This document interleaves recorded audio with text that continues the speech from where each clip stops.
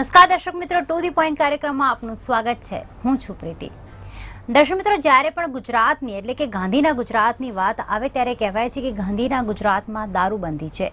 એટલે કે ના ગુજરાતમાં કાયદેસર રીતે દારૂ વેચાઈ શકે છે, ના કાયદેસર રીતે પીવાઈ શકે છે. પરંતુ જે સમાચાર મળતા હોય છે, દારૂનો જથ્થો પકડાતો હોય છે, દેશી દારૂના અડ્ડા પર રેડ પડતી હોય છે, અથવા તો અમુક વખત રેવ પાર્ટીઝ અને બર્થડે પાર્ટીઝના નામે જે દારૂની મહેફિલ માણતા યુવાનો અને યુવતીઓ પકડાતી હોય છે, ત્યારે એક પ્રશ્ન ઉપસ્થિત થાય છે કે શું આ જ ગાંધીનું ગુજરાત છે? શું આ જ ગુજરાતમાં દારૂબંધી છે?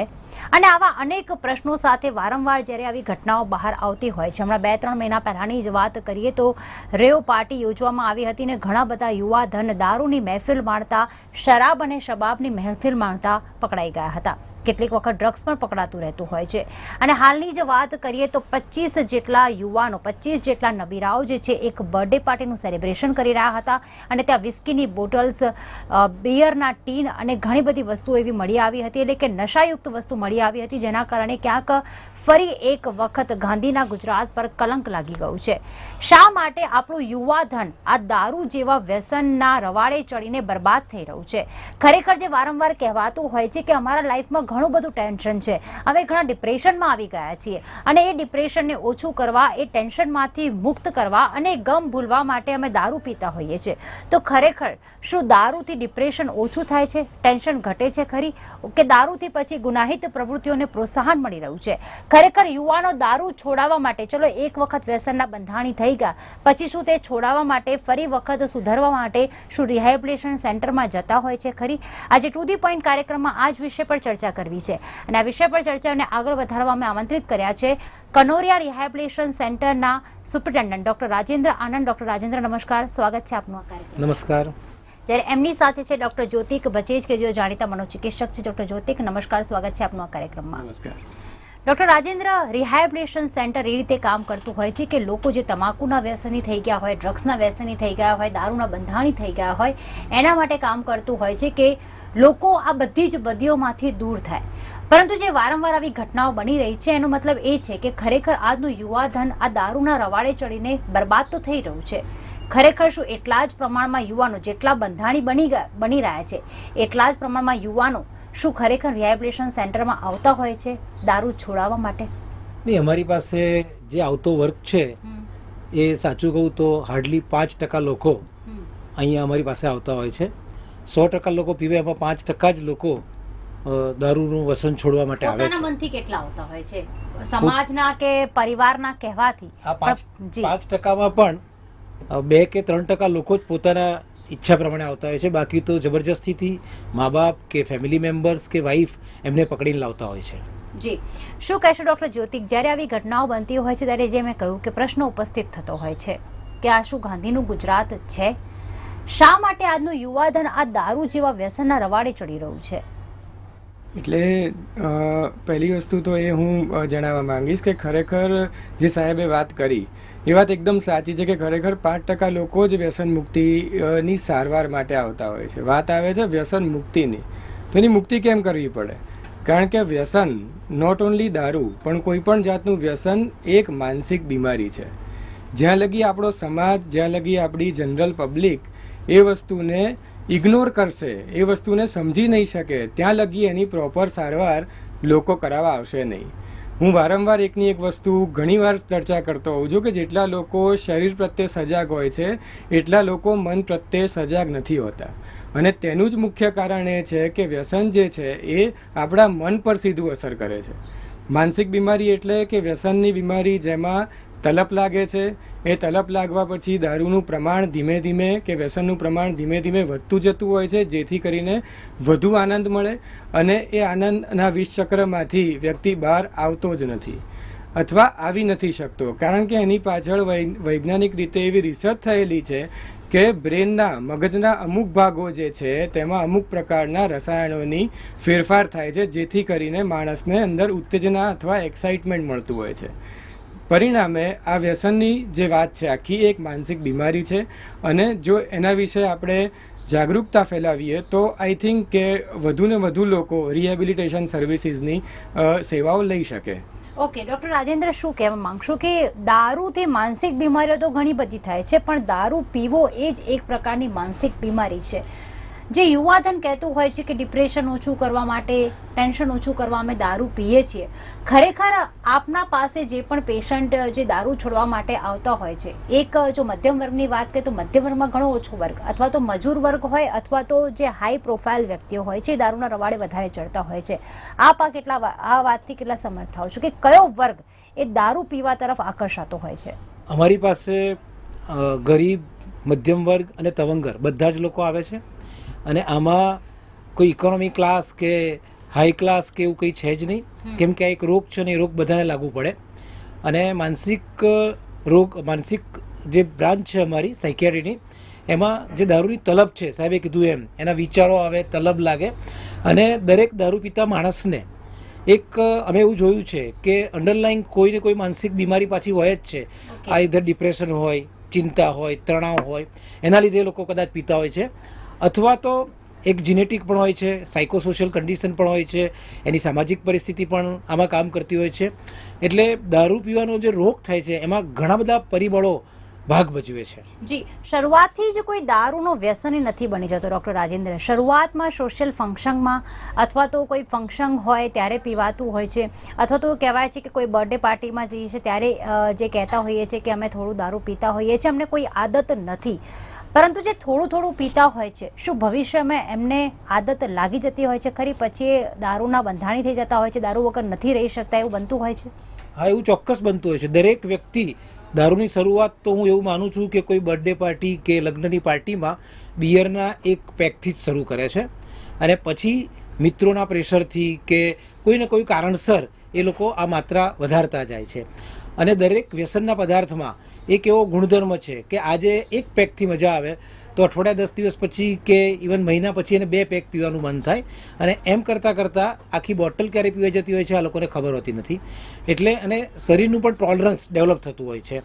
એટલે વધારે ને વધારે મજા માટે આ લોકો આખી બોટલો પૂરી કરતા હોય છે. જી, ડૉક્ટર જ્યોતિક, શું કહેવા માંગશો કે અત્યારે દેખાદેખી થઈ ગઈ છે, આજે નાના વિદ્યાર્થીઓ પણ ક્યાંક દારૂના વ્યસની થઈ ગયા છે, તમાકુનું સેવન કરતા હોય છે, સિગરેટ સ્મોકિંગ કરતા હોય છે, એવું કહેતા હોય છે કે એક વખત જિંદગી મળી છે તો પછી આ બધા વ્યસન કેમ ન કરીએ?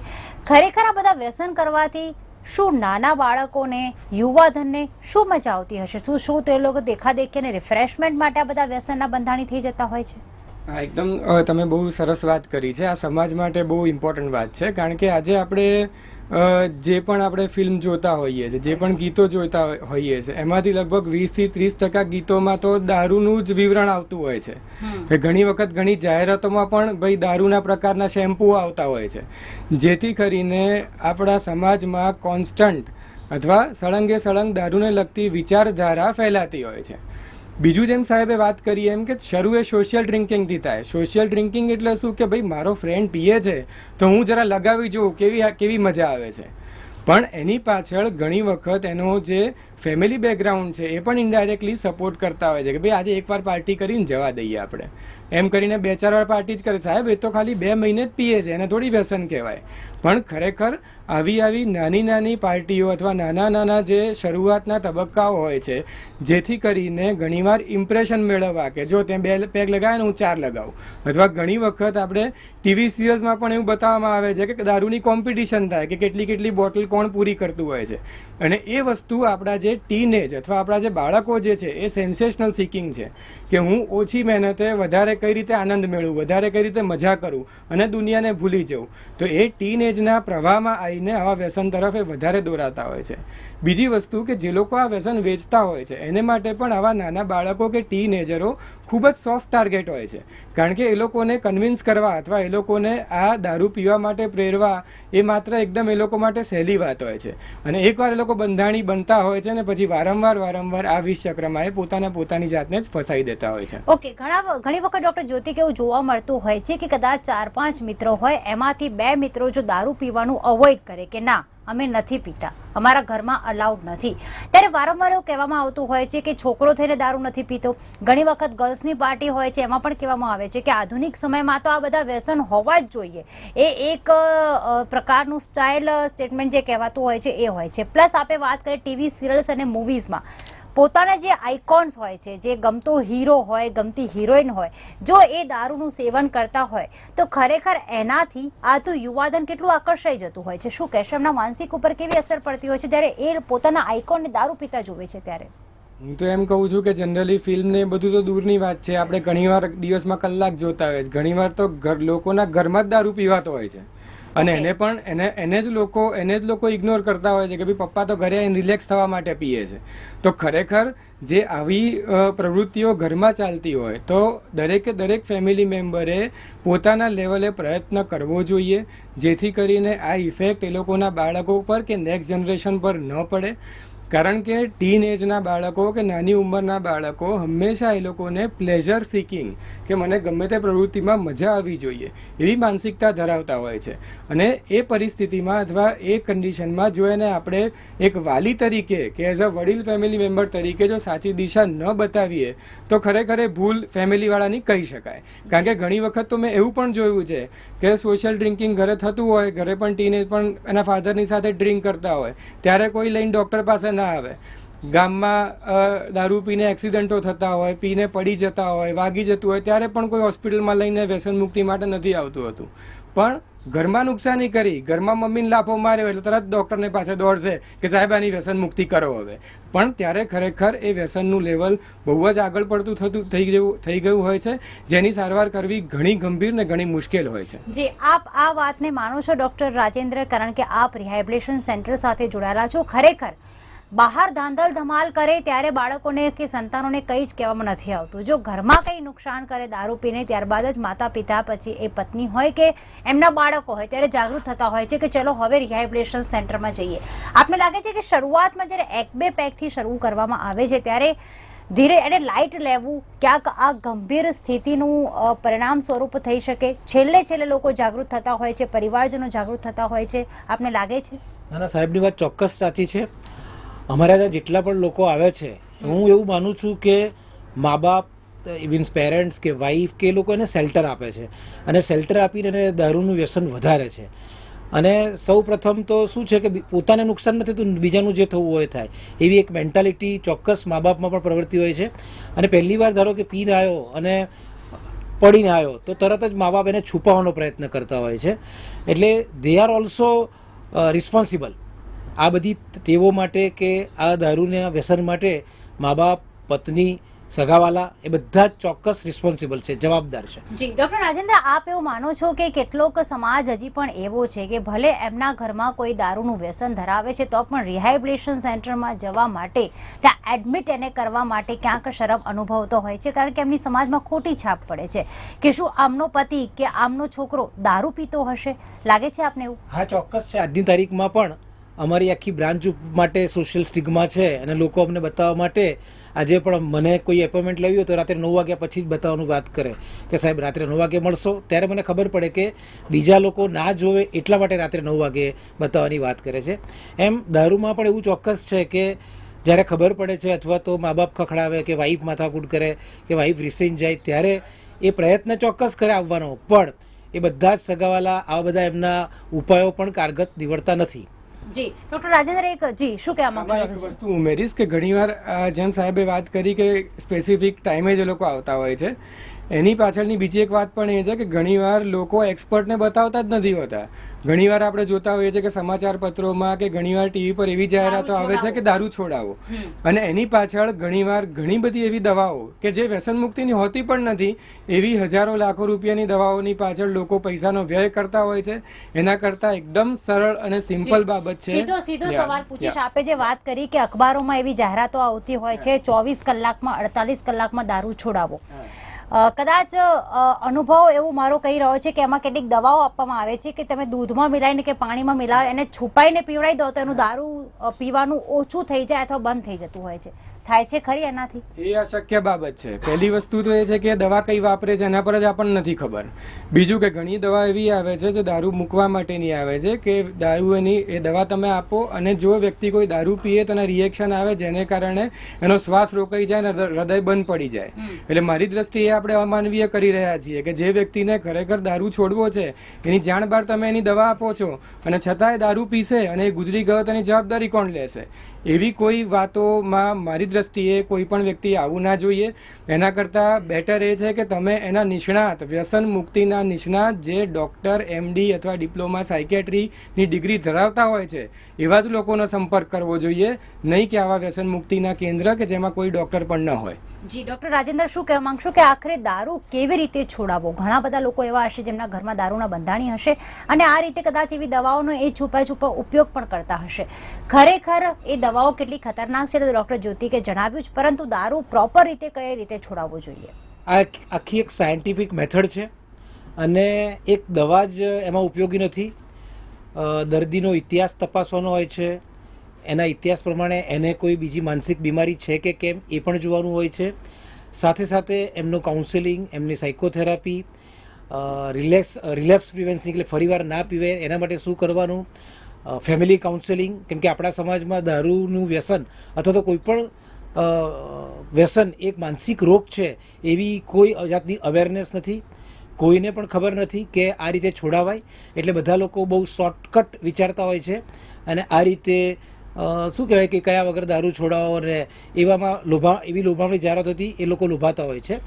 પણ મારી દ્રષ્ટિએ કોઈ પણ સાહેબે એમ કીધું કે સાયકિયાટ્રિસ્ટને અથવા તો એટલીસ્ટ કોઈ MBBS ડૉક્ટરને બતાવીને અને જો એની સારવાર એની સલાહ પ્રમાણે જો સારવાર કરવામાં આવે તો ચોક્કસ દર્દીને ફાયદો થાય છે.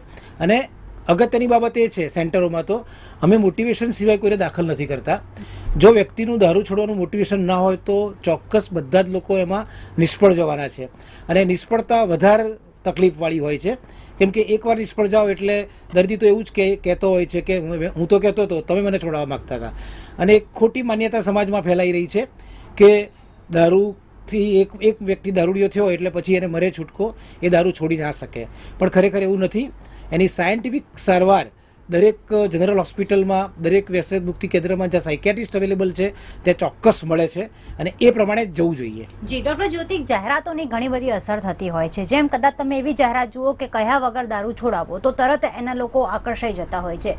આપણે જ્યારે મૂવીઝ કે સિરિયલ જોતા હોય છે ને કદાચ કોઈ ડ્રિંક કરતું એમાં બતાવવામાં આવે ત્યારે તો નીચે એક કહેવાય ને કે એક જાહેરાત આપવામાં આવે છે કે દારૂનું સેવન એ તમારા સ્વાસ્થ્ય માટે હાનિકારક છે.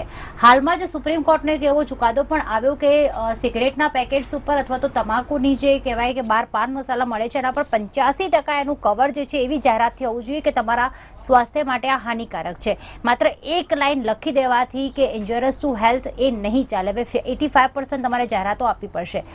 આ જે દારૂની બોટલ હોય, દેશી દારૂ હોય કે પછી પાન મસાલાના પેકેટ્સ હોય કે પછી સિગરેટના પેકેટ હોય, 85% જાહેરાતો આપવાથી કે દારૂ પીવું કે તમાકુ ખાવું એ સેહત માટે હાનિકારક છે, એની અસર એનો જે વ્યસની હોય છે એના પર થતી હોય છે ખરી કે પછી અવોઇડ જ કરતો હોય છે?